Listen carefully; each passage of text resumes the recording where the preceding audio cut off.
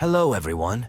In this video, I'm going to show you how you can fix the add friend not showing on Facebook issue. So, what that means is people who want to add you as a friend on Facebook can't because the add button on your Facebook profile is not showing up. Let's get started. First, go ahead and open Facebook on your phone. Once Facebook is open, click on the menu in the bottom right corner. Then click on Settings and Privacy and then Settings. Scroll down and click on How People Can Find and Contact You. Once the page opens up, you'll see an option here. Who can send you friend requests?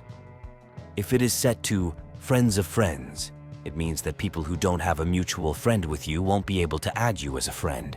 So, what you want to do is click on it and choose Everyone. This means that everyone will be able to add you as a friend, and you won't have that problem anymore. That's it. I hope this video helped you.